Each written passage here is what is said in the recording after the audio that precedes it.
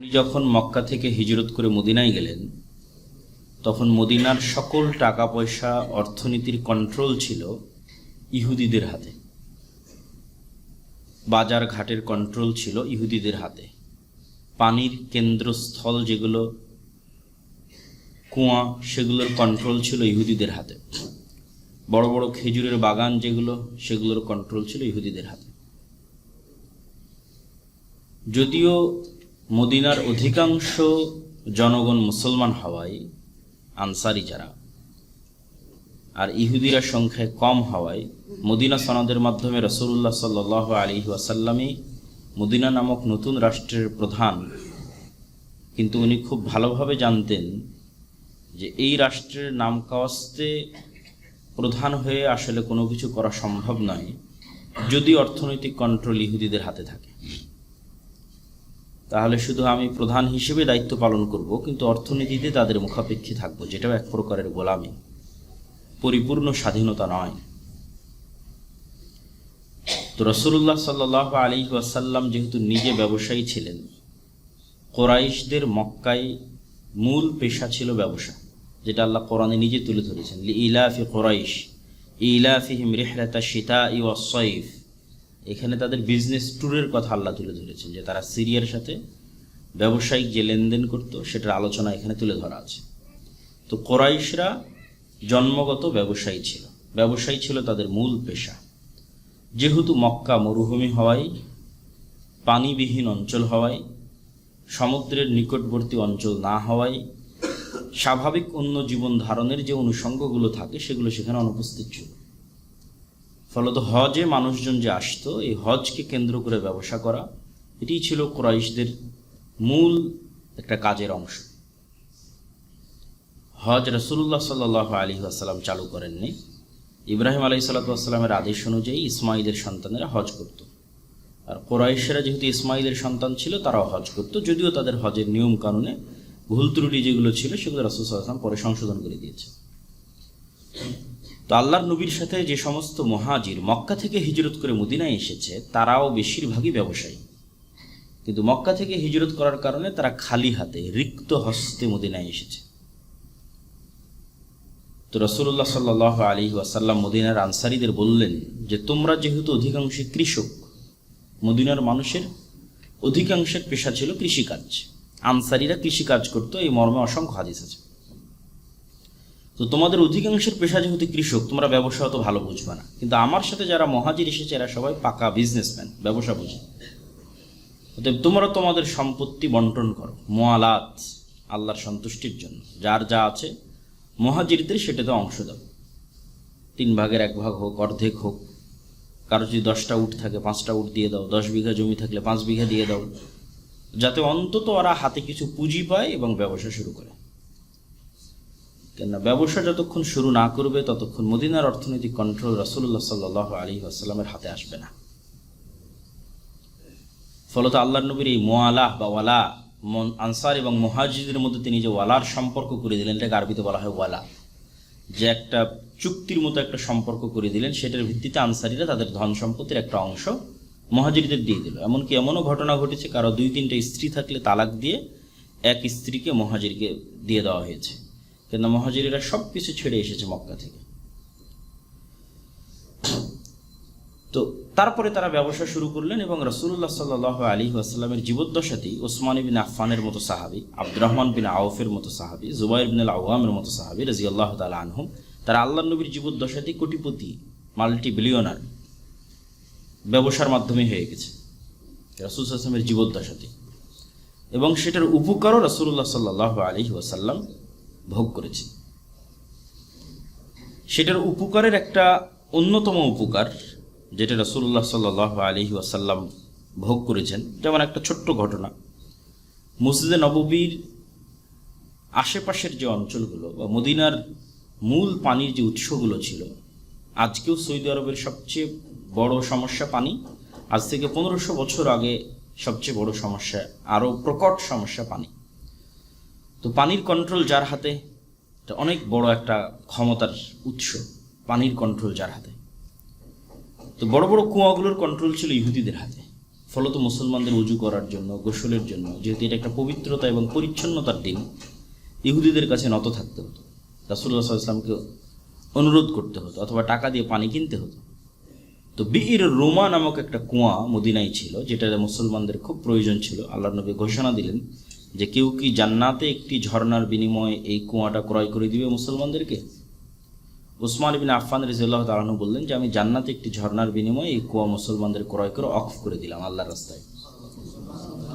তো উসমান ইবনে আফফান যদি টাকার মালিক না হতেন তাহলে তিনি রাসূলুল্লাহ সাল্লাল্লাহু আলাইহি ওয়াসাল্লামের বিপদের এই দিনে সহযোগিতা করতে পারতেন না, যেটা মুসলমানদের প্রেস্টিজের সাথে সম্পৃক্ত ছিল, রাসূলুল্লাহ সাল্লাল্লাহু আলাইহি ওয়াসাল্লামের নিজের আত্মসম্মান, আত্মমর্যাদার সাথে সম্পৃক্ত ছিল। এই জন্য গোলামি থেকে মুক্তি পেতে চাইলে অর্থনৈতিক মুক্তি ছাড়া রাস্তা নাই। অর্থনৈতিক মুক্তি খুবই জরুরি, এবং এটি শুধু আমি থিওরিটিক্যাল কথা বলতেছি তা নয়, বাস্তবতাও তাই।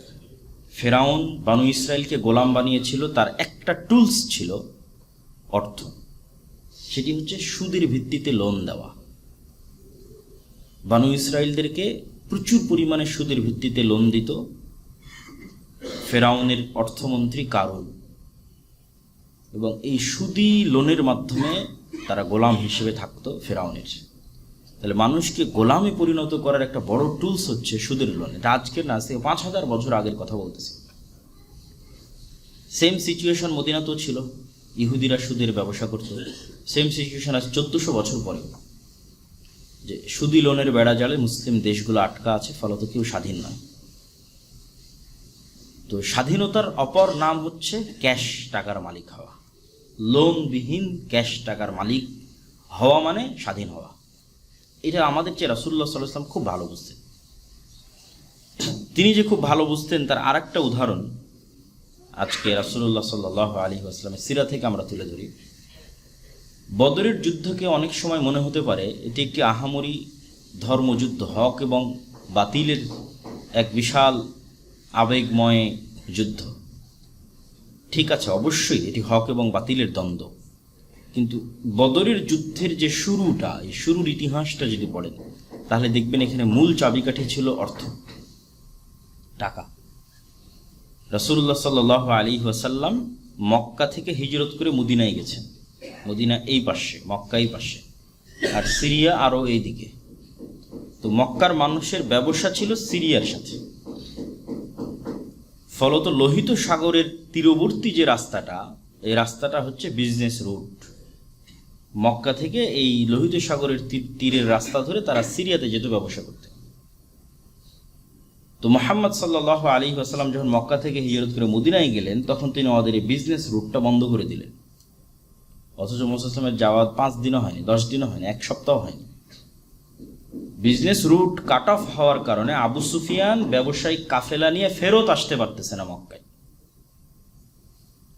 তখন সে দূত পাঠিয়ে মক্কায় সংবাদ পাঠালো যে ব্যবসায়িক রুট বন্ধ হয়ে গেছে, উদ্ধার করতে হবে।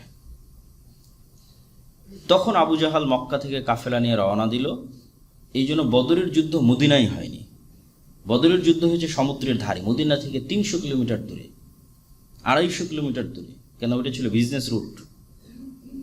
তো আবু জাহাল এবং আবু সুফিয়ান দেখলো মুহাম্মদ সাল্লাল্লাহু আলাইহি ওয়াসাল্লাম মদিনায় গিয়ে 1 সপ্তাহ হয়নি, তাতেই তিনি আমাদের ব্যবসা বন্ধ করে দিলেন। উনি যদি মদিনায় আরেকটু পাওয়ারফুল হয় তাহলে তো আমাদের খাওয়ার কিছুই থাকবে না, ব্যবসা বন্ধ, খাবো কি? মক্কার মানুষের তার দ্বিতীয় কোনো রুজিরুটির উপায় নাই। অতএব মদিনাকে ধ্বংস না করলে আমাদের ব্যবসা বন্ধ হয়ে যাবে, বিজনেস রুট অফ হয়ে যাবে। তাহলে আপাত দৃষ্টিতে মনে হয় এটি একটি হক এবং বাতিলের যুদ্ধ, কিন্তু ইতিহাস ঘাটলে দেখা যায় এটির পিছনে অর্থনীতির একটা বড় ভূমিকা ছিল। তাহলে রাসূলুল্লাহ সাল্লাল্লাহু আলাইহি ওয়াসাল্লাম খুব ভালোভাবে বুঝতেন যে মক্কাকে অর্থনৈতিকভাবে ক্ষতিগ্রস্ত না করতে পারলে আর মদিনাকে অর্থনৈতিকভাবে শক্তিশালী না করতে পারলে নেতৃত্ব আসলে আসে না, নেতৃত্ব আসলে তৈরি হয় না, বরং যার কাছে টাকা থাকে তার কাছে নেতৃত্ব চলে যায়। এটাই নিয়ম পৃথিবীর। ফলত অর্থনীতি বা টাকা ইসলামে একদম গুরুত্বহীন, এটি একটি ভুল ধারণা। বরং ইবাদতের জগতেও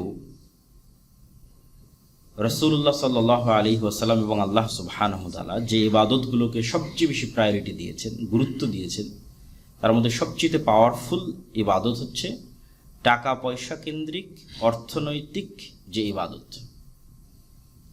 এই ইবাদতগুলো অন্য আর যে কোনো ইবাদতের তুলনায় বেশি পাওয়ারফুল। কেননা ধন সম্পদ হচ্ছে আল্লাহ সুবহানাহু তাআলার নেয়ামত, দয়া। আর আল্লাহর দয়া বিমুখ হওয়া অহংকারীর পরিচয়। যে আমি আল্লাহ সুবহানাহু তাআলার দয়ার আমার প্রয়োজন নাই, এটা তো অহংকার। বরং আমি আল্লাহ সুবহানাহু তাআলার দয়া ভিখারি, আমার আরো বেশি দয়া প্রয়োজন, তার মানে আমার আরো বেশি টাকা প্রয়োজন। তো টাকা উপার্জনের চেষ্টা টাকার প্রতি লোভ নয়, বরং আল্লাহ সুবহানাহু ওয়া তাআলার দয়া আরো বেশি সংগ্রহ করার চেষ্টা। এবং এইভাবেই আল্লাহ সুবহানাহু ওয়া তাআলা কোরআন মাজিদে উল্লেখ করেছেন, ফাইদা কুজিয়াতিস সালাহ ফান্তাশিরু ফিল আরজ ওয়াবতাগু মিন ফাজলিল্লাহ। যখন তোমাদের সালাত সম্পূর্ণ হয়ে যায় তখন তোমরা পৃথিবীতে ছড়িয়ে পড়ো এবং পৃথিবীতে আল্লাহ সুবহানাহু ওয়া তাআলা যে নিয়ামত এবং দয়া ছিটিয়ে রেখেছে সেটা অনুসন্ধান করো। শুধু তাই নয়, আল্লাহ সুবহানাহু ওয়া তাআলা সূরা মুজাম্মিলের মধ্যে যারা রাতে সালাত আদায় করে, ওই রাতে সালাত আদায়কারীর মতো সমপর্যায়ের সম্মান এবং মর্যাদায় আরও দুই শ্রেণীর মানুষকে অধিষ্ঠিত করেছেন। আল্লাহ সুবহানাহু ওয়া তাআলা বলেন, ওয়া আখারুনা ইয়াজরিবুনা ফিল আরজ ইয়াবতাগুনা মিন ফাজলিল্লাহ ওয়া আখারুনা ইউকাতিলুনা ফি সাবিলিল্লাহ। যে একদল মানুষ তো রাতে উঠে সালাত আদায় করে, তাহাজ্জুদ গুজার, এরা যেমন সম্মানী, প্রচুর নেকির কাজ করতেছে, ঠিক আরো একদল মানুষ নেকির কাজ করে। তার একদল হচ্ছে আখারুনা ইউকাতিলুনা ফি সাবিলিল্লাহ, যারা আল্লাহর রাস্তায় জিহাদের জন্য বের হয়েছে। 3 নাম্বার আরো একদল আখারুনা ইয়াজরিবুনা ফিল আরজি ইয়াবতাগুনা মিন ফাজলিল্লাহ, যারা দুনিয়াতে ঘুরে বেড়াচ্ছে আল্লাহর দয়া এবং রহমত অনুসন্ধান করার জন্য, তথা ব্যবসায়িক সফরে আছে, আল্লাহ সুবহানাহু ওয়া তাআলার দয়া এবং রহমত অনুসন্ধান করতে চায়। এবং তার পরপরই বলা হচ্ছে যে এদের কাজ কি, ওয়া আকিমুস সালাহ ওয়া আতুয যাকাহ ওয়া আকরিদুল্লাহ করদান হাসানাহ। সালাত কায়েম করো, যাকাত দাও, আল্লাহকে কর্জ দাও। পবিত্র কোরআনে এমন কোথাও নাই যেখানে আল্লাহ সুবহানাহু ওয়া তাআলা সালাতের আদেশ দিয়েছেন এবং তার সাথে যাকাতের আদেশ দেননি, অথবা আল্লাহ সুবহানাহু ওয়া তাআলাকে কর্জ দেওয়ার আদেশ দেননি। দানকে আল্লাহ সুবহানাহু ওয়া তাআলা আল্লাহকে কর্জ দেওয়া হিসেবে গণ্য করেছেন, যে তোমরা আল্লাহ সুবহানাহু ওয়া তাআলাকে কর্জ দাও। তো মানুষের কাছে কর্জ দিলে যেমন আমরা পাওয়ার আশা রাখি, আল্লাহ সুবহানাহু ওয়া তাআলাকে কর্জ দেওয়া মানে এটা আসলে হারিয়ে যাচ্ছে না, এটি পুনরায় ফেরত পাওয়ার সম্ভাবনা আছে। তো এই জন্য যত জায়গায় কোরআনে আল্লাহ সুবহানাহু ওয়া তাআলা সালাত বা অন্য ইবাদতের কথা বলেছেন, সেখানে সাথে সাথে কোথাও পাবেন না যেখানে আল্লাহ সুবহানাহু ওয়া তাআলা অর্থনৈতিক ইবাদতের কথা বলেননি। এবং এই জন্যই রাসূলুল্লাহ সাল্লাল্লাহু আলাইহি ওয়াসাল্লাম ব্যবসায়ীদের ফজিলতে যে হাদিসগুলো রাসূলুল্লাহ সাল্লাল্লাহু আলাইহি ওয়াসাল্লাম বলেছেন, সেই হাদিসগুলোর মধ্যে অন্যতম একটি হাদিস হচ্ছে যে আত-তাজির আস-সাদুক আল-আমিন ইয়াকুনু ইয়াউমাল কিয়ামাহ মা'আন নাবিয়্যিন ওয়াস-সিদ্দীকিন ওয়াশ-শুহাদা। সত্যবাদী আমানতদার ব্যবসায়ী, সব ব্যবসায়ী নয়, সত্যবাদী আমানতদার ব্যবসায়ী কিয়ামতের মাঠে নবীদের সাথে, সিদ্দিকদের সাথে এবং শহীদদের সাথে অবস্থান করবে। আল্লাহু আকবার। এটা বিশাল বড় ফজিলত, যে ফজিলতের কোনো তুলনা হয় না। কিন্তু শর্ত শুধু দুটোই, সত্যবাদী এবং আমানতদার ব্যবসায়ী। শুধু তাই নয়, রাসূলুল্লাহ সাল্লাল্লাহু আলাইহি ওয়াসাল্লাম যে দুটো বিষয়ে মানুষের প্রতি ঈর্ষা রাখার জায়েজ করেছে, ধ্বংস কামনা নয়, কিন্তু আফসোস বা ঈর্ষা থাকা, যে যদি আমি এরকম হতে পারতাম কতই না ভালো হতো। তার একটা তো আমরা সবাই জানি, রাজুলুন আতাহুল্লাহুল হিকমাহ, এমন ব্যক্তি যাকে আল্লাহ জ্ঞান দিয়েছে কোরআন এবং হাদিসের। এই জ্ঞান সে মানুষের মধ্যে বিতরণ করে এবং এই জ্ঞান দিয়ে সঠিক সিদ্ধান্ত নেয়।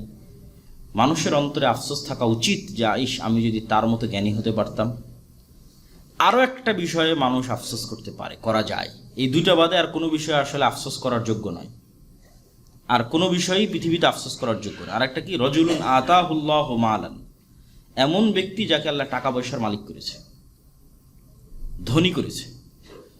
শুধু কি ধনী করেছে না, কত ধনী নেবেন যে তার টাকা পয়সা দুবাই গিয়ে, আমেরিকা গিয়ে, ইংল্যান্ড গিয়ে আমোদ ফুর্তি বিনোদনের মধ্যে নষ্ট করে দিচ্ছে।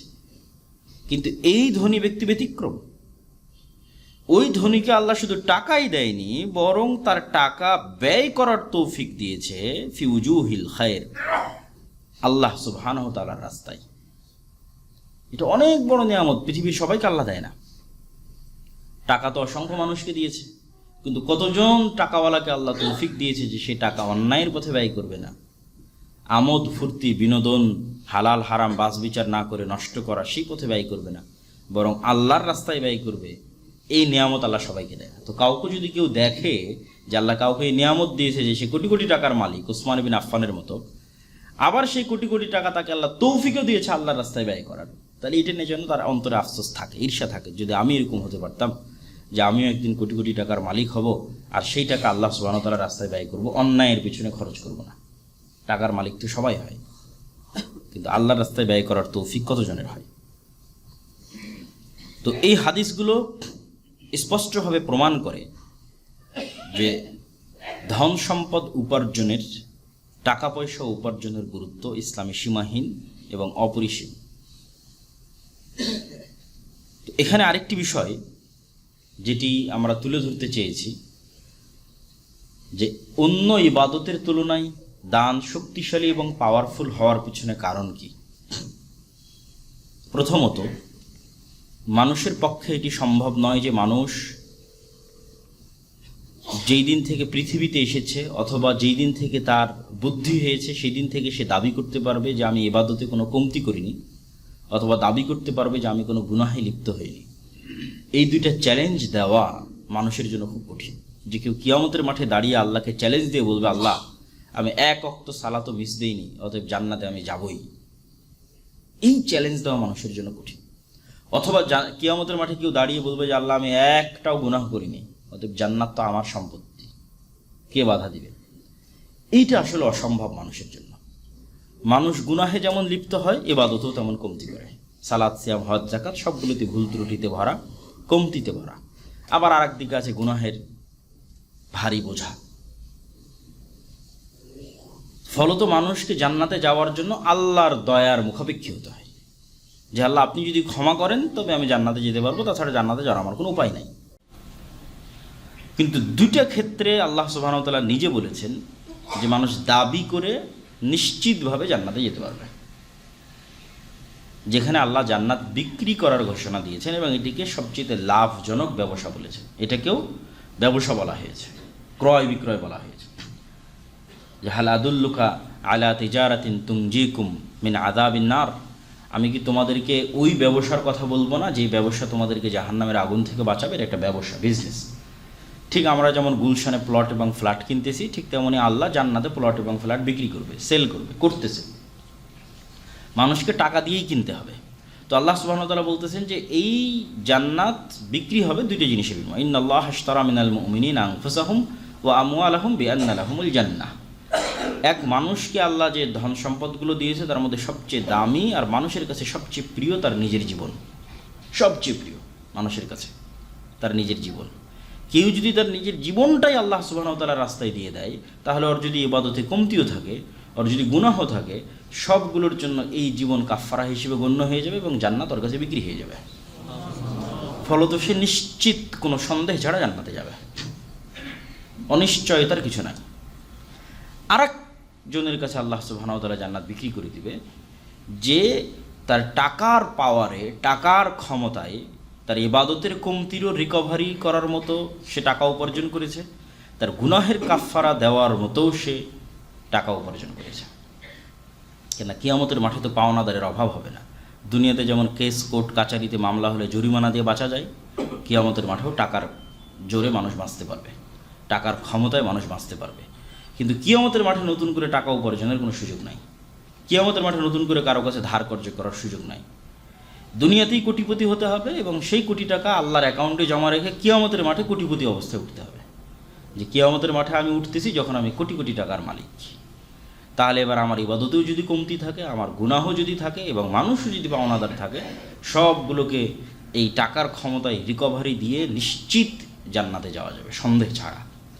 কিন্তু ওইটার জন্য দুনিয়াতেই মানুষকে টাকা উপার্জন করতে হবে এবং দুনিয়াতে থেকেই কিয়ামতের অ্যাকাউন্টে জমা করে কিয়ামতের মাঠে কোটিপতি অবস্থায় উঠতে হবে। তো এটা নিশ্চিত কেন?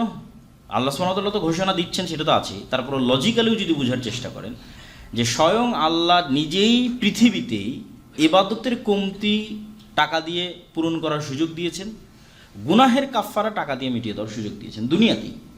তো দুনিয়াতেই যে জিনিসটা ফাংশন করতেছে এটা তো পরকালে 100% ফাংশন করবে।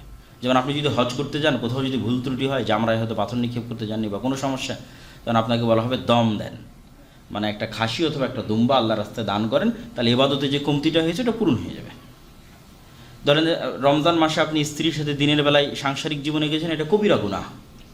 তা আল্লাহ বলছে কবিরা গুনাহের কাফফারা কি? তুমি গোলাম আজাদ করো। গোলাম আজাদ করতে টাকা লাগবে, 60 জন মিসকিনকে খাওয়াও, 60 জন মিসকিনকে খাওয়াতে টাকা লাগবে। তাহলে দুনিয়াতেই তো এই জিনিসটা ফাংশন করতেছে যে আপনার গুনাহ মিটে যাচ্ছে টাকার ক্ষমতায়, এবং আপনার নেকির কমতি পূর্ণতা হচ্ছে টাকার ক্ষমতায়। এই সেম জিনিস কিয়ামতের মাঠে ফাংশন করবে। এই জন্য আল্লাহ বলেছেন যে টাকার কাছে জান্নাত বিক্রি হয়ে যাবে, কিন্তু মানুষকে সেই টাকা উপার্জন করতে হবে, এবং উপার্জনকৃত টাকা আল্লাহ সুবহানাহু ওয়া তাআলার আছে, তথা আল্লাহর কাছে কর্জ বা আল্লাহর অ্যাকাউন্টে জমা দিতে হবে। কিন্তু এটা লাভজনক কেন বলছেন আল্লাহ? যে আল্লাহ সুবহানাহু ওয়া তাআলার সাথে ব্যবসা হচ্ছে লাভজনক ব্যবসা। কেন শতভাগ লাভজনক? আমি যদি এখন ধানমন্ডিতে একটা বা উত্তরায় একটা ফ্ল্যাট কিনি বা প্লট কিনি, তাহলে আমার হাতের যে টাকাটা ছিল ওই টাকাটা ওই প্লট বা ফ্ল্যাটের মালিকের কাছে চলে যাবে এবং আমি প্লট বা ফ্ল্যাটের মালিক হয়ে যাব। কিন্তু আমি সেম এই কাজটা যখন আল্লাহর সাথে করতেছি, তখন এই টাকাটা আল্লাহ নিয়ে চলে যাচ্ছেন না। ধরেন আল্লাহ তোমার বললো যে তোমরা একটা খাসি কুরবানি দাও, তাহলে এই খাসির গোস্তটাকে আল্লাহ সুবহানাহু ওয়া তাআলা নিয়ে চলে যাবেন আকাশে? ওই খাসির গোস্ত তো আপনিই খাবেন। তাহলে তো আপনি ফাও ফাও নেকি পাচ্ছেন, ফাও ফাও জান্নাত পাচ্ছেন, জিনিসটা তো আর চলে যাচ্ছে না। ধরেন আপনি এই মসজিদে এই দাওয়াত সেন্টারে একটা এসি দিলেন, এই এসির বাতাস কে খাবে? আপনিই খাবেন। এই এসিটা তো আল্লাহ নিয়ে চলে গেল না। তাহলে আপনার টাকা আপনি ইউজ করতেছেন, মধ্যখান থেকে আল্লাহ সুবহানাহু ওয়া তাআলা ফিরি ফিরি আপনাকে জান্নাত দিয়ে দিয়েছে। যেমন ওসমান রাদিয়াল্লাহু আনহু যে বললো যে আমি ঠিক আছে এই কুয়াটা কিনে দিলাম, তো কুয়া থেকে পানি কে খাবে? ওসমান রাদিয়াল্লাহু আনহু নিজেই খাবে। তাহলে টাকা দিয়ে উনি যে জিনিসটা কিনলো সেটা তো উনিই ব্যবহার করতেছে, আর আশেপাশের পাড়া প্রতিবেশী ব্যবহার করতেছে, কিন্তু উনি যে জান্নাতে ঝর্ণাটা বলে এটা তো ফ্রি পেয়ে গেল। কিন্তু যখন আমরা দুনিয়াতে লেনদেন করি তখন কিন্তু এটা আমাদের কাছে থাকে না, তখন কিন্তু এটা মানুষ নিয়ে নেয়। যে ঠিক আছে আমি তোমার এই প্লটটা কিনলাম, টাকাটা কিন্তু মানুষ নিয়ে নিল। কিন্তু আমি বলছি আমি জান্নাতে একটা প্লট কিনলাম একটা মসজিদের জমি করে দেওয়ার মাধ্যমে, তো ওই মসজিদ তো আর আল্লাহ, ওই জমি তো আর আল্লাহ সুবহানাহু ওয়া তাআলা নিয়ে গেল না, আমরা ব্যবহার করতেছি, আমাদের ছেলেমেয়েরা ব্যবহার করতেছে। এই জন্য আল্লাহ সুবহানাহু ওয়া তাআলার সাথে বিজনেস ডিল শতভাগ লাভজনক, এখানে লসের কোনো সম্ভাবনা নাই। আরেকটা কারণে আল্লাহ সুবহানাহু ওয়া তাআলার সাথে বিজনেস ডিল শতভাগ লাভজনক, সেটা হচ্ছে আমরা দুনিয়াতে যেখানেই টাকা পয়সা রাখি না কেন, সেই টাকা পয়সার ওপর যত বেশি পার্সেন্টেজ দেওয়া হোক না কেন, হালাল অথবা হারাম উপায়ে, সেটা 12, 13, 14% বেশি কখনোই হয় না। আর আল্লাহ সুবহানাহু ওয়া তাআলা বলছে আমার কাছে যে টাকা জমা রাখা হবে সেই টাকাকে আমি বাড়াতে বাড়াতে বাড়াতে বাড়াতে 700 গুণ অথবা চাইলে আরও বেশি বাড়াতে পারি। তাহলে আপনি দিবেন 1 টাকা, কিন্তু কিয়ামতের মাঠে গিয়ে দেখবেন ওইটা 1 কোটি হয়ে বসে আছে, কয়েক হাজার কোটি হয়ে বসে আছে। কেন? ওইটাকে আল্লাহ সুবহানাহু ওয়া তাআলা, মানুষ যেমন কোথাও বিজনেসে ইনভেস্ট করলে বাড়াতে থাকে, তার চেয়ে ডবল গুণে, দ্বিগুণে, শতগুণে আল্লাহ সুবহানাহু ওয়া তাআলা বাড়াতে থাকে প্রতিনিয়ত। তাহলে এটা তো কখনোই লস নয়। এই জন্য আল্লাহ সুবহানাহু ওয়া তাআলার সাথে বিজনেস ডিলে লস হওয়ার কোনো সম্ভাবনা নাই। সর্বশেষ আমরা একটা ঘটনা দিয়ে কিছু দিক নির্দেশনামূলক কথার দিকে যাব। সেই ঘটনাটা হচ্ছে আবু দাহদা, সাবিত ইবনু দাহদা আল আনসারি, একজন সাহাবীর, সহিহ হাদিসে বর্ণিত সত্য ঘটনা। একজন ফকির মিসকিন মানুষ, ইয়েতিম মানুষ, যা রাজুলুন ফকিরুন ইয়াশকুন নবী সাল্লাল্লাহু আলাইহি ওয়াসাল্লাম, আল্লাহ নবীর কাছে এসে অভিযোগ করলো যে ওই ফকির, ওই মিসকিন, ওই ইয়েতিমের বাড়ির পাশে একটা খেজুরের গাছ আছে অন্য মালিকের, একজন ধনী ব্যক্তির, যেই খেজুরের গাছের ডালপালাগুলো তার বাড়ির মধ্যে চলে এসেছে। তো তার বাচ্চারা, এই ফকির এবং মিসকিন যে গরিব মানুষ যে গেছে, তার বাচ্চারা ইয়াখুযু আওলাদুহু মিনহাত তামার, ওই ব্যক্তির ওই ডালপালা থেকে খেজুরগুলো পেড়ে খায়। এইটার অনুমতি আর ওই পাশের ধনী ব্যক্তি দেয় না, পেড়ে খেলে বকে, বকাঝকা করে। এই অভিযোগ নিয়ে সে আল্লাহর নবীর কাছে এসেছে। তখন রাসূলুল্লাহ সাল্লাল্লাহু আলাইহি ওয়াসাল্লাম ওই ব্যক্তিকে বলছেন, ওই যে ধনী ব্যক্তি, যে খেজুরের গাছের মালিক, যে তুমি এই খেজুরের গাছটা এই ফকিরকে দিয়ে দাও জান্নাতে একটা খেজুর গাছের বিনিময়ে। কিন্তু সে রাজি হয়নি। সে এটাতে রাজি না হওয়ায় এই সংবাদ সাহাবী আবু দাহদা রাদিয়াল্লাহু তাআলা আনহুর কাছে পৌঁছে। এই সংবাদ শোনার পর তিনি ওই ব্যক্তিকে বলেন, যে ধনী ব্যক্তি এই খেজুর গাছটা এই গরিবকে দিল না জান্নাতে একটা খেজুর গাছের বিনিময়ে, তাকে বলেন যে আমার বিশাল একটা খেজুরের বাগান আছে, এই পুরো খেজুরের বাগান তোমাকে দিয়ে দিলাম, তুমি এই একটা খেজুর গাছ এই ফকির বা গরিবকে দিয়ে দিবা, আর এই পুরো খেজুরের বাগান দিয়ে দিলাম জান্নাতে একটা খেজুরের গাছের বিনিময়ে। তো ওই ব্যক্তি তখন রাজি হয়ে গেছে, ঠিক আছে, কোথায় একটা খেজুরের বাগান আর কোথায় একটা খেজুরের গাছ। তো ওকে দিয়ে দিয়েছে পুরো একটা খেজুরের বাগান, আর সে এই একটা খেজুরের গাছ এই গরিব মিসকিনকে দিয়ে দিয়েছে। কিসের আশায়? রাসূলুল্লাহ সাল্লাল্লাহু আলাইহি ওয়াসাল্লাম ঘোষণা দিয়েছেন যে যে এই খেজুরের গাছটা যদি তুমি একে দিয়ে দাও তাহলে জান্নাতে একটা খেজুরের গাছ আছে। তো এই হাদিসে আরেকটা জিনিস আছে, সেটা হচ্ছে এই ঘটনা উনি ঘটিয়ে ফেলার পর, রাসূল সাল্লাল্লাহু আলাইহি ওয়াসাল্লামের মুখ থেকে শোনার পর, এই ঘটনা ঘটিয়ে ফেলার পর উনি ওনার নিজের স্ত্রীর কাছে এসেছে। কেন, ঘটনা যখন ঘটে গেছে তখন তো স্ত্রীর সাথে পরামর্শ করেন, তো বিশাল খেজুরের বাগান।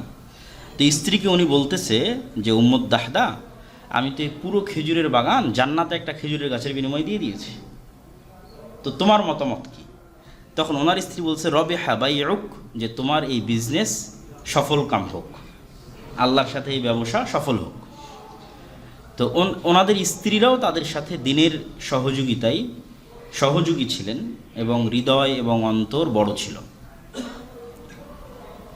তো এটা বলে আমরা আসলে যেটা বুঝাতে চাচ্ছি সেটা হচ্ছে মুসলমানদের ব্যবসা করা ছাড়া কোনো রাস্তা নাই। ঔপনিবেশিক শাসন আমলে, ইউরোপীয় ঔপনিবেশিক শাসন আমলে মুসলমানদেরকে চাকরি করা শেখানো হয়েছে। জাতিগতভাবে মুসলমানেরা চাকুরিজীবী ছিল না। আপনি সাহাবীদের জীবনী পড়ে দেখবেন যে সাহাবীদের 90%-এর বেশির মৃত্যু তাদের নিজ বাড়িতেও হয়নি, নিজ এলাকাতেও হয়নি, নিজ শহরেও হয়নি। কেন, এরা যাযাবর মরুবিদুইন, ব্যবসা এবং দাওয়াত এই দুটো ছিল কানেক্টেড। যতদূর পর্যন্ত ইসলামের সাম্রাজ্য পৌঁছেছে ততদূর পর্যন্ত এদের ব্যবসায়িক ট্যুর এবং দাওয়াত, এবং যতদূর পর্যন্ত ইসলামের দাওয়াত গেছে তার একটা বড় মাধ্যম ছিল মুসলিম ব্যবসায়ীদের সততা এবং আমানতদারিতা। সেটা ভারতের কেরালা হোক, সেটা বাংলাদেশের চিটাগাং হোক, সেটা ইন্দোনেশিয়া, মালয়েশিয়া, ব্রুনাই হোক, যতদূর পর্যন্ত ইসলামের দাওয়াত গেছে তার একটা বড় রাস্তা ছিল বিজনেস রুট, মুসলিম ব্যবসায়ীদের সততা এবং আমানতদারিতা। ইউরোপীয় উপনিবেশের পরেই মুসলমানেরা প্রথম শিখল চাকরিজীবী হওয়া, ব্যবসা না করা। অথচ মুসলমানদের মূল কাজ ছিল ব্যবসা করা এবং নির্ধারিত কোনো দেশ এবং নির্ধারিত কোনো রাষ্ট্র, নির্ধারিত কোনো কাজের মুখাপেক্ষী না থাকা। হুগার তবিয়তে আজাদ, হাওয়ায় সাইরে মিসালে নসিম পায়দা কর, কি মুসলমানদের স্বভাব ছিল যে তারা নির্দিষ্ট কোনো কাজ আর নির্দিষ্ট কোনো দেশ, নির্দিষ্ট কোনো এলাকার মুখাপেক্ষী ছিল না। তারা ছিল সকালবেলার প্রবাহিত বাতাসের মতো, যার কোনো বর্ডার নাই, সীমানা নাই, এবং প্রত্যেক দিন তাদের সকাল সন্ধ্যা পরিবর্তন হতো। জিন্দা কওমকা এহি হে আলামাত, জীবিত কওমের এটাই চিহ্ন যে তাদের সকাল সন্ধ্যা প্রতিদিন পরিবর্তন হয়, আর মৃত কওমের এটাই চিহ্ন যে তাদের সকাল সন্ধ্যা একই থাকে।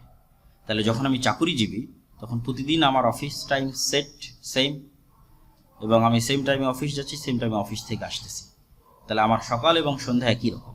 আল্লামা ইকবাল বলছেন মুসলমানদের কোনোদিন সকাল সন্ধ্যা একই রকম ছিল না, প্রতিদিন সকাল সন্ধ্যা পরিবর্তন হতো। কেন, আজকে আছে এখানে, এক সপ্তাহ এখানে থাকার পর তারপরের দিনে আর এক সপ্তাহ ওখানে। মুরু যাযাবর বিদুইনদের যেমন জীবন হয়, তো তারা দিনের দাওয়াত এবং ব্যবসায়িক দাওয়াত নিয়ে নতুন নতুন জায়গা, নতুন নতুন দেশ, নতুন নতুন কাজের সন্ধানে থাকতো। তো যখনই নতুন নতুন জায়গা, নতুন দেশ, নতুন কাজের সন্ধানে ঘুরে বেড়াবে, তখন তো প্রতিদিন সকাল সন্ধ্যা পরিবর্তন হবে, নতুন রিস্ক, নতুন দায়িত্ব, নতুন চ্যালেঞ্জ, তখনই সকাল সন্ধ্যা নতুন নতুন আসবে। এবং আসলেই যারা উদ্যোক্তা হয়, যারা একের পর এক উদ্যোগ নেয়, যারা ব্যবসায়ী হয়, তাদের সবসময় সকাল সন্ধ্যা একরকম থাকে না। তাদের নতুন কাজ শুরু করতে হয়, নতুন ডিসিশন নিতে হয়, নতুন চ্যালেঞ্জ ফেস করতে হয়। কিন্তু যখনই আপনি চাকরিজীবী হয়ে যাবেন তখন একটা সেম কাজ, সেম পেশা এবং সেম জায়গা। এবং এটাতেও হতাশায় ভোগার দরকার নাই যে আমি যদি মানুষ যদি চাকরিজীবী না হয় তাহলে কে চাকরি করবে, ব্যবসায়ীদের কাজ কে করবে। আপনি নিশ্চিত থাকেন যে সারা বাংলাদেশের সব মানুষ যদি ব্যবসায়ী হয় তাহলে এখানে চাকরি করার জন্য আফ্রিকানরা আসবে, এখানে চাকরি করার জন্য অন্য দেশ থেকে মানুষ আসবে। এই আল্লাহর পৃথিবীর নিজাম এরকমই। কিন্তু সাহস এবং রিস্ক নিতে হবে। এবং আল্লাহ সুবহানাহু ওয়া তাআলার পৃথিবীতে রিজিক বন্টনের যে সিস্টেম, তার একটা বড় অংশ ব্যবসায়ীদের খাতায়, ব্যবসায়ীদের ঘরে। তবে অবশ্যই ক্যাশ টাকার ব্যবসায়ী, লোনের নয়। লোন মানেই গোলামি, বিশেষ করে সুদের লোনের কখনই নয়। এবং আর একটা জিনিস মাথায় রাখতে হবে, যেটা আমাদের যুবক সমাজ ভুল করে, ধনী হওয়ার জন্য কোনো শর্টকাট ওয়ে নাই। প্রত্যেক শর্টকাট ওয়ে সন্দেহযুক্ত। কেউ যদি মনে করে যে আমি আজকে এই রাস্তায় গিয়ে শর্টকাটে ধনী হয়ে যাব, নিশ্চিত থাকুন ওটার মধ্যে হারাম আছে। তাহলে ধনী মানুষ কিভাবে হয়? কম্পাউন্ড পদ্ধতিতে আসলে মানুষ ধনী হয়। যে আমি আপনাকে বললাম যে এখানে 50 লক্ষ টাকা আছে, এটা নেবেন, না আপনাকে 1 টাকা দিব, যে 1 টাকা প্রতিদিন দ্বিগুণ হবে, সেটা নেবেন। তো আপনার ব্রেনে কাজ করবে, আজকে 1 টাকা, কাল দ্বিগুণ হলে 2 টাকা হবে, তারপরে দিন দ্বিগুণ হলে 4 টাকা হবে, তারপরে দিন হলে 8 টাকা হবে। তো আমার তো 50 লক্ষ টাকাই ভালো। কিন্তু আপনি ক্যালকুলেট করে দেখবেন আজকে এখান থেকে উঠে গিয়ে হিসাব লাগিয়ে যে 30তম দিনে এই টাকা কোথায় গিয়ে পৌঁছে। এই 1 টাকাকেই যদি ডবল করতে থাকা হয়, তাহলে শুরুর দিকে মনে হচ্ছে অনেক অল্প, কিন্তু শেষের দিকে দেখবেন যে এটা কোটি পার হয়ে গেছে। তাহলে চোখের সামনে দেখতে মনে হচ্ছে যেন একবারে 50 লক্ষ টাকা আমার ভালো। কিন্তু লং টার্মে ধীর স্থিরভাবে লেগে থাকা, একটার পর একটা চেষ্টা করতে থাকা, ওইটা একটা সময়ে গিয়ে 30 বছর পর গিয়ে, 40 বছর পর গিয়ে কম্পাউন্ড হইতে এরকম আনলিমিটেড কোটি কোটি টাকায় পরিণত হয়ে যাবে। আর তাৎক্ষণিক 50 লক্ষ 1 কোটি এখনই পেয়ে যাচ্ছি, একে তো সন্দেহযুক্ত, হারামের সম্ভাবনা আছে, এবং দ্বিতীয়ত এইটা লাভজনক নয়, বরং লস। কেননা সাধারণত ধনী হওয়া এবং গরিব হওয়া একবারে টাকা উপার্জনের উপর নির্ভর করে না, বরং মানুষের মাইন্ড সেট আপ, মেন্টালিটির উপর নির্ভর করে। আপনাকে আজকে আমি 50 লক্ষ 1 কোটি টাকা দিয়ে দিলাম, আপনি 1 কোটি টাকা কোথায় ব্যয় করছেন, এই ব্যয় করার যে চিন্তা, এটার উপর মানুষ ধনী হয়, গরিব হয়। তাহলে এমনও মানুষ আছে যারা এমন জায়গায় ব্যয় করে যেখান থেকে আরো টাকা ব্যয় হবে, আর এমনও মানুষ আছে যারা এমন জায়গায় ব্যয় করে যেখান থেকে আরো টাকা আসবে। এই দুই মেন্টালিটির উপরে পার্থক্য নির্ভর করে। যে ঠিক আছে আজকে আমি 1 কোটি টাকা পেয়েছি, তো চলো কালকে 30-40 লক্ষ টাকা দিয়ে একটা গাড়ি কিনি। তাহলে গাড়ি কিনলাম মানে ওখান থেকে আরো ব্যয়ের রাস্তা তৈরি হলো। গাড়িতে তেল লাগবে, গাড়িতে মোবিল দিতে হবে, গাড়ি ঠিক করতে হবে, টায়ার কিনতে হবে, গাড়ি নষ্ট হবে। তাহলে আমি এমন একটা জিনিস কিনে ফেললাম যেটাতে আরো খরচের রাস্তা তৈরি হলো। এটা হলো গরিবদের মাইন্ড সেট আপ। এরা কখনো ধনী হতে পারবে না, এদের ধনী হওয়ার রাস্তা বন্ধ, এই পর্যন্তই সীমাবদ্ধ, যেই পর্যন্ত তারা গেছে। কে ধনী হতে পারবে? যে 5 টাকা ইনকাম করার পরও বলবে যে এই 5 টাকা দিয়ে এমন কোথায় লাগানো যায় যেখান থেকে আরো 1 টাকা আসতে পারে, এবং মূলধন থেকে কখনো নিজের প্রয়োজন মেটানোর চিন্তা করবে না, বরং টাকা আসার রাস্তা তৈরি করে যেখান থেকে টাকা আসবে ওই আসা টাকা থেকে হালকা হালকা করে প্রয়োজন মেটানোর চেষ্টা করবে। একদিন অনেক বড় ধনী হয়ে যাবে, কোটি কোটি টাকার মালিক হয়ে যাবে। আর যে চিন্তা করতেছে না আমার এখনই একটা এসি দরকার, এখনই একটা ফ্রিজ দরকার, এখনই একটা ওভেন দরকার, এগুলো প্রত্যেকটাই খরচ বাড়ায়। ফলত এই মেন্টালিটি যার আছে সে ধনী হতে পারবে না। আর যে চিন্তা করছে না আমার এই 50 টাকা এমন এক জায়গায় লাগাতে হবে যেখান থেকে 1 টাকা আসবে, ওই 1 টাকা থেকে আমি ধীরে ধীরে আমার প্রয়োজন মেটাবো, এই ধনী হবে। তাহলে ধনী এবং গরিব হওয়া শর্টকাট কোনো রাস্তা নাই, লেগে থাকতে হবে কম্পাউন্ড ওয়েতে। একটা সময় গিয়ে অনেক টাকার মানুষ মালিক হবে, এবং লোন বা সুদি লোনের ধারে কাছে যাওয়া যাবে না। রাসূলুল্লাহ সাল্লাল্লাহু আলাইহি ওয়াসাল্লাম একটা হাদিসে স্পষ্টভাবে বলেছেন যে ইন্নার রাজুলা ইযা গারিমা হাদ্দাসা ফাকাযাবা ওয়া ওয়া'আদা ফাআখলাফা। যে আল্লাহর নবী কেন সব সময় লোন থেকে বাঁচতে চাইতেন? আল্লাহুম্মা নাউযুকা মিনাল মা'সামি ওয়াল মাগরাম, আল্লাহ পাপ থেকে বাঁচতে চাই, লোন থেকে বাঁচতে চাই। জালা'id দাইনি ওয়া গালাবাতির রিজাল, আল্লাহ লোনের বোঝা থেকে বাঁচতে চাই, মানুষের আধিপত্য থেকে বাঁচতে চাই। রাসূলুল্লাহ সাল্লাল্লাহু আলাইহি ওয়াসাল্লামকে জিজ্ঞেস করলেন আপনি কেন আপনার প্রত্যেক দোয়ায় লোন থেকে বাঁচতে চান? তখন উত্তরে বললেন ইন্না রাজুলা ইযা গারিমা, মানুষ যখনই লোন নেয়, হাদ্দাসা ফাকাযাবা, তখন সে কথা বললে মিথ্যা বলে অভ্যস্ত হয়ে যায়, ওয়া ওয়া'আদা ফাআখলাফা, এবং ওয়াদা করলে ভঙ্গ করে অভ্যস্ত হয়ে যায়। আর মিথ্যা বলে অভ্যস্ত হওয়াই তো গোলামি, যেটা আমার অন্য বক্তব্যগুলোতে আমি স্পষ্ট তুলে ধরেছি যে কেন মিথ্যা এবং দুর্নীতির কালচার আসলে একটা গোলাম তৈরির কালচার। তাহলে যখনই আপনি মিথ্যা এবং দুর্নীতির মধ্যে সংমিশ্রিত হন, আপনি অটোমেটিক গোলাম হয়ে যাচ্ছে। এই জন্য সুদ গোলামি, পৃথিবীর সব মানুষের জন্য গোলামির জিনজির হচ্ছে সুদ, যেন মালিক হতে হবে ক্যাশ টাকার।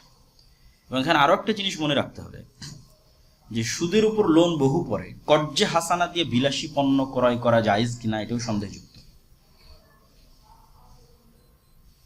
আবারও বলি, সুদের লোন বহু পরে কর্জে হাসানা দিয়ে বিলাসী পণ্য নেওয়া যাবে কিনা এটা সন্দেহযুক্ত।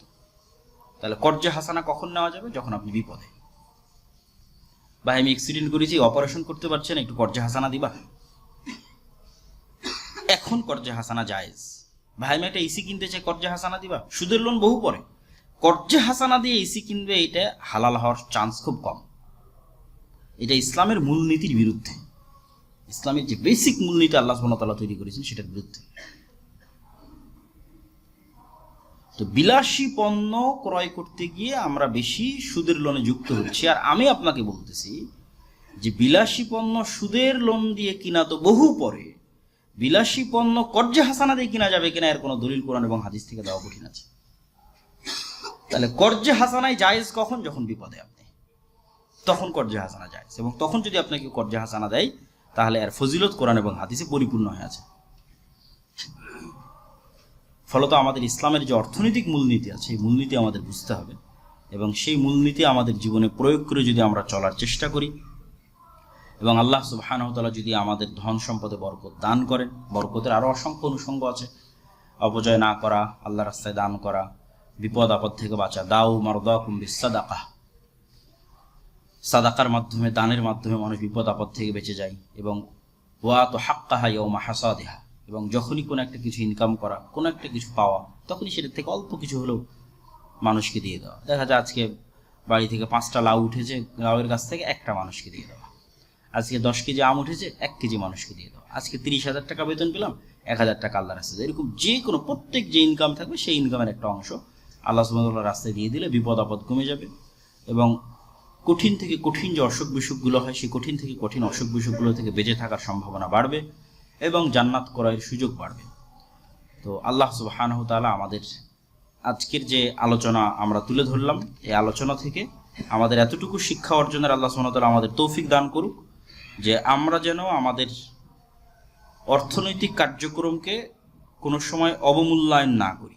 যে ইসলাম মানে ঘরে বসে থাকতে হবে, আনপ্রোডাক্টিভ চিন্তা করা, এটার সাথে আসলে ইসলাম যায় না। এবং এটার পিছনে আমি আরও একটি উদাহরণ দিই। রাসূলুল্লাহ সাল্লাল্লাহু আলাইহি ওয়াসাল্লাম বলছেন, যদি মানুষ দেখে যে আজকে সূর্য পূর্ব দিকে না উঠে পশ্চিম দিকে উঠে গেছে, তবুও যদি তার হাতে একটা চারা থাকে, তাহলে সে চারাটা যেন সে মাটিতে রোপণ করে। এই পরিমাণ প্রোডাক্টিভিটিতে বিশ্বাস করে ইসলাম, যে আজকে সূর্য পূর্ব দিকে না উঠে পশ্চিম দিকে উঠে, মানে পৃথিবী শেষ, তারপরে যেন মানুষ হতাশ না হয়, তারপরে যেন মানুষ তার কাজ অব্যাহত রাখে, নেকির কাজ, অর্জনের কাজ, দেওয়ার কাজ, এটা যেন অব্যাহত রাখে। এবং আইয়ুব আলাইহিস সালাতু ওয়াস সালামের একটা ঘটনা আমি বহু বক্তব্যে বলেছি, যে তিনি একবার গোসল করছিলেন, তখন আকাশ থেকে স্বর্ণের বৃষ্টি হচ্ছিল এবং আইয়ুব আলাইহিস সালাতু ওয়াস সালাম গোসল পরিত্যাগ করে সেই স্বর্ণ কুড়াতে গেছিলেন এবং আল্লাহ সহিহ বুখারীর হাদিস, এবং আল্লাহ সুবহানাহু ওয়া তাআলা তাকে তিরস্কার করছিলেন যে আমি কি তোমাকে ধন সম্পদ এত কমিয়ে দিয়েছি যে তুমি এই স্বর্ণের বৃষ্টির লোভ সামলাতে পারলে না?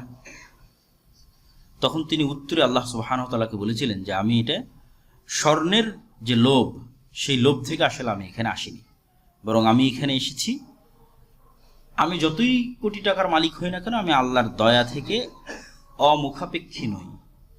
সারা পৃথিবীর যদি মালিক হয়ে যায় তবু আমি আল্লাহর দয়ার মুখাপেক্ষী। আর যেই স্বর্ণের বৃষ্টিটা হচ্ছে, এটা আল্লাহ সুবহানাহু ওয়া তাআলার দয়া। তা আমি এটা কুড়াতে গেছি বা সংগ্রহ করতে গেছি এই চিন্তাই যে আমি আল্লাহ সুবহানাহু ওয়া তাআলার দয়ার মুখাপেক্ষী। এই জন্য কোথাও থেকে 1 টাকা হালাল উপায়ে ইনকামের সুযোগ আছে আর আপনি সেটা পরিত্যাগ করে ঘরে বসে আছেন, মানে আপনি আসলে অহংকারী, আপনি আল্লাহ সুবহানাহু ওয়া তাআলার দয়াকে মূল্যায়ন করছেন না। সেটা রিক্সা চালক হোক, চাকরিজীবী হোক, ব্যবসায়ী হোক, প্রত্যেক যেখান থেকে 1টা টাকাও হালাল উপায়ে পাওয়ার সম্ভাবনা আছে, এটার জন্য চেষ্টা করা ইবাদত, এটার জন্য চেষ্টা করা নেকির কাজ,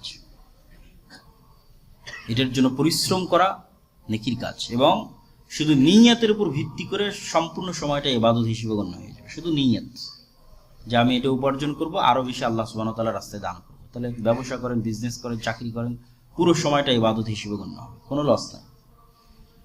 এই জন্য আমাদের এই চিন্তা এবং এই মেন্টালিটি ডেভেলপ করতে হবে। আল্লাহ সুবহানাহু ওয়া তাআলা কবুল করুক, আল্লাহুম্মা আমিন।